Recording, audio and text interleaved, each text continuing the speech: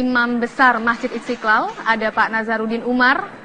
Assalamualaikum, selamat pagi Pak Nazarudin. Waalaikumsalam warahmatullahi wabarakatuh. Selamat pagi. Assalamualaikum warahmatullahi wabarakatuh. Selamat pagi.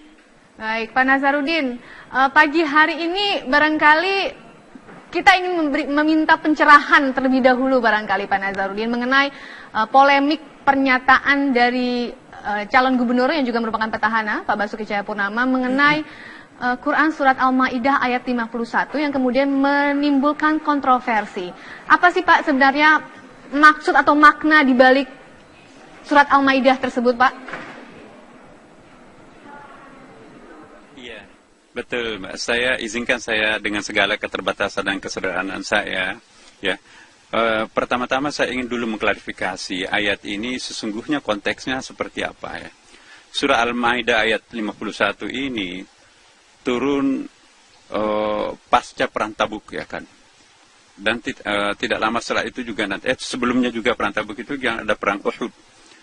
Dan pada saat yang menjelang turunnya ayat ini di situ juga ada Abdullah bin Ubay bin Abi Salul yang membangun masjid Dirar untuk memprovokasi umat Islam pada waktu itu. Tokoh munafik inilah nanti yang mencoba untuk mengadu domba antara sesama umat Islam, ya, dengan cara menciptakan masjid, tandingan dari masjidnya Nabi, kemudian juga provokasi-provokasi yang menyulut antara Yahudi dan Nasrani pada waktu itu. Maka dalam konteks itu juga ada yang lebih khusus lagi sebab nuzulnya ayat ini, yaitu turun ketika salah seorang sahabat Nabi, ya, salah seorang sahabat Nabi itu pada waktu itu Ubadah, ya, namanya Ubadah bin As-Samit. Ya. Ubadah bin Samit ini punya budak seorang Nasrani, ada yang mengatakan Yahudi. Dia akan memerdekakannya karena itu terlalu baik untuknya. Tapi tidak diikuti oleh sahabat. Kalau saya juga punya budak non-muslim pada waktu itu Yahudi dan ada Nasrani. Tapi belum waktunya saya merdekakan sekarang ini karena khawatir jangan sampai bergabung dengan kelompok-kelompok provokasi yang ada pada waktu itu. Karena Yahudi pada waktu itu sama juga dengan Nasrani tentu terbagi dua. Ada yang pro terhadap Nabi Muhammad SAW, tapi juga ada yang tidak pro. Makanya itu kalau kita lihat dalam ayat Al-Quran, ada kok Nabi itu ya, Nabi memberikan respon yang positif terhadap kelompok agama Nasrani dan Yahudi, karena pada waktu itu juga tidak semua Nasrani itu memusuhi Nabi. Ada juga yang bersahabat dengan Nabi, makanya itu statement Nabi Muhammad SAW, ada yang sangat dekat dengan Kristen, Nasrani pada waktu itu, dan juga Yahudi, tapi juga ada yang berperang dengan mereka. Jadi tergantung siapa yang bereaksi negatif terhadap Nabi, tentu Nabi responnya lain. Tapi juga siapa yang merespon positif kehadiran Nabi, misi Nabi, bahkan di dalam perang Tabuk itu kan ada seorang tokoh yang bernama Yohanna bin Ru'bah itu malah menjalin kerjasama dan bersedia untuk membayar jiz apa aja kepada Nabi, yang penting dia dilindungi hidup di negeri kekuasaan Nabi Muhammad SAW itu. Dan Nabi pun juga menyambut baik pada waktu itu. Dalam konteks keadaan seperti ini turunlah ayat Al-Ma'idah 51 tadi, ya ayyuhalladzina amanu la tattakhidul yahuda wan nasara auliya ba'duhum auliya ba'din ila akhir, ya kan. Nah, ini juga ada sedikit persoalan karena terjemahan Kementerian Agama yang ada sekarang ini, auliya itu diartikan dengan pemimpin.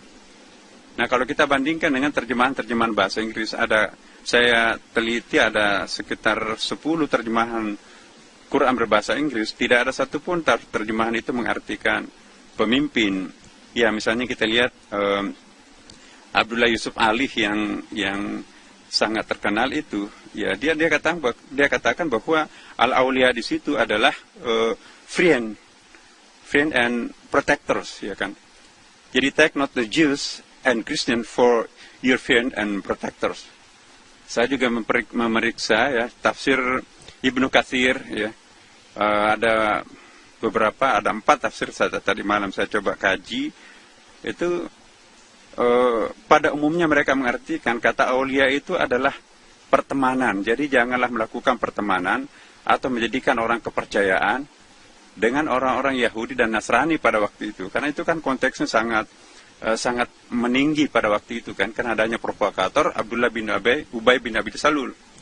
Tapi 2 bulan setelah pembakaran masjid Ubay bin Abi Salul itu, Nabi kembali memberikan kedamaian terhadap kelompok-kelompok agama tersebut. Jadi konteks ayat ini turun untuk merespon peristiwa-peristiwa yang sangat khusus pada waktu itu. Dan saya ingin mengklarifikasi ini tanpa menghubungkan dulu dengan apa yang terjadi dengan Pak Ahok ya baru-baru ini. Saya ingin melihat ayat ini dulu secara orisinal ya kan. Konteks turunnya ayat ini sesungguhnya adalah ada persoalan-persoalan yang sangat situasional kondisional pada waktu itu yang akan ditanggapi dan turunlah ayat ini. Karena itu kita lihat dalam kitab-kitab tafsir itu pada umumnya tidak mengartikan al-auliya itu sebagai pemimpin ya. Pada umumnya mengartikan sebagai persahabatan, mengartikannya sebagai pertemanan. Janganlah menjadikan Yahudi dan Nasara ini sebagai orang-orang teman yang akan diajak bersahabat. Mungkin masih ada orang lain, tapi konteksnya pada waktu itu baru saja terjadi perang Uhud, kemudian juga baru terjadi perang Tabuk, dan ada provokasi Abdullah bin Ubay bin Abi Salul pada waktu itu. Tapi setelah konteks ini selesai, karena kita tahu bahwa perang Tabuk itu adalah bagian-bagian terakhir peperangan Nabi, dan setelah itu kan terjadi kedamaian, terjadi keamanan di kota Madinah pada waktu itu. Dan itu juga pada akhir kehidupan Nabi. Iya. Nah, kaitannya dengan statement Pak Ahok, saya juga mengikuti dan memang mohon maaf ya. Di situ mungkin salah statement Pak Ahok di situ. Saya ikuti betul, bahkan saya putar-putar dari awal sampai akhir kata-kata dibohongi pakai surah Al-Maidah macam-macam itu. Nah, itu sedikit agak saya melihat ada sedikit statement. Iya. Pak Nasarudin. Iya. Ya, saya tertarik Pak dengan kesimpulan dari surat Al-Maidah ayat 51 yang Bapak paparkan melalui beberapa terjemahan, begitu ya Pak ya. Pertanyaannya artinya kualitas dari ayat tersebut bagus, baik. Tidak ada kecenderungan mengajak umat Yahudi, Nasrani untuk umat Muslim untuk tidak memilih ataupun juga membenci umat Nasrani dan Yahudi. Tapi kenapa ayat ini dipelintir jadinya Pak dengan disebut dengan kalimat membodohi umat seperti itu. Padahal secara kitos, secara arti Bapak penjelaskan tadi ini tidak ada kebencian, tidak ada perseteruan di sini begitu. Saya akan coba minta penjelasan ini kepada Pak Nasarudin Umar begitu. Konteks aulia ini adalah bukan pemimpin, melainkan pertemanan begitu. Kalau memang begitu adalah konteks dari surat Al-Maidah 51, kemudian apa yang bisa kita gunakan dalam konteks sesungguhnya dalam pemimpin begitu, Pak? Iya, salah satu artinya memang adalah salah satu artinya memang adalah pemimpin, aulia itu pemimpin. Tetapi dalam kitab-kitab tafsir yang saya baca, ini terlepas dari peristiwa yang terjadi di Jakarta ini ya. Pada umumnya yang saya lihat kitab-kitab tafsir itu, al-aulia itu diartikan dengan pertemanan, persahabatan, ya kan, protector. Seperti tadi yang saya katakan juga, terjemahan-terjemahan ke dalam bahasa Inggris terhadap kosakata yang sama. Misalnya dalam bahasa Inggris itu, Abdullah Yusuf Ali mengartikannya sebagai friend and protectors. Kemudian juga N.J. Daud itu mengartikannya dengan friend juga. Ahmad Ali mengartikan dengan allies. Jadi itu pertemanan.